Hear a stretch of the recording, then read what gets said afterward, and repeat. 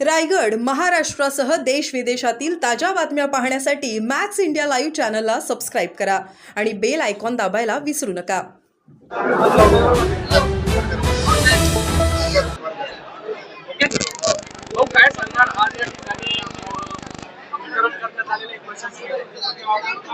पालकमंत्री ग्राम विकास योजना नावाचा एक प्रकल्प या ठिकाणी आम्ही सुरू केलेला आहे, ज्याच्यामध्ये ज्या गावामध्ये ग्रामपंचायतीच्या बिल्डिंग्स नाहीत अशा ठिकाणी एकाच वेळेस त्यांना वर्क ऑर्डर देण्यात आलेले आहे. जवळपास 172 गावांमध्ये स्मशानभूमी नव्हत्या, त्याच्यापैकी 142 गावांमध्ये स्मशानभूमीच्या वर्क ऑर्डर एकाच वेळेस देण्यात आलेले आहे. 37,000 घरकुलांना वर्क ऑर्डर देण्याचं काम करण्यात आलेलं आहे.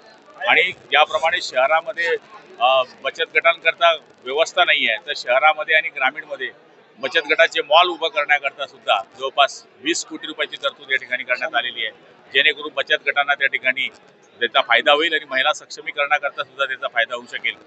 असे विविध उपक्रम या ठिकाणी जळगाव DPTCच्या मार्फत या ठिकाणी राबवण्यात आलेले आहे आणि त्याचा एक उत्कृष्ट कार्यक्रम या ठिकाणी देण्यात आला. 1200 घरकुलांच्या लोकांना जागा नव्हती, ती 2 दिवसामध्ये उपलब्ध केली आणि महाराष्ट्रामध्ये 100% पैसे DPTC मधून आम्ही या ठिकाणी खर्च केलेले आहे. व्यक्त केला आहे. अधिवेशनामध्ये कडक कायदा का केला नाही असा सवाल उपस्थित केला आहे. मला त्या गोष्टीची काही माहिती नाही. सध्या मी सकाळपासून कार्यक्रमामध्ये असल्यामुळे बातमी माझ्या बघण्यात आली नाही. पाहिल्यानंतर त्याची प्रतिक्रिया देईल.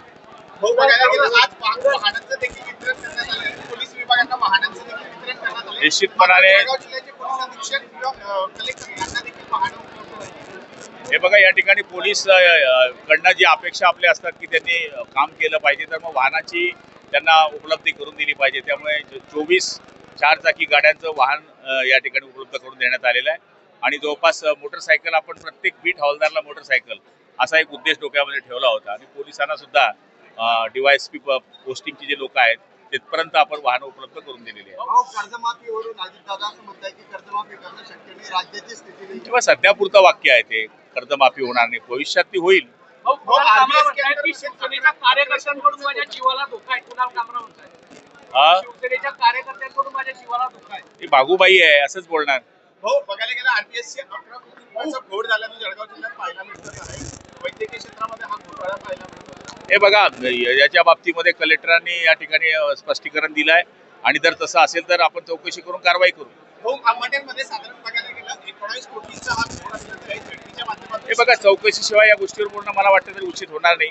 जर चौकशीमध्ये सत्य निघेल तर कारवाई करू.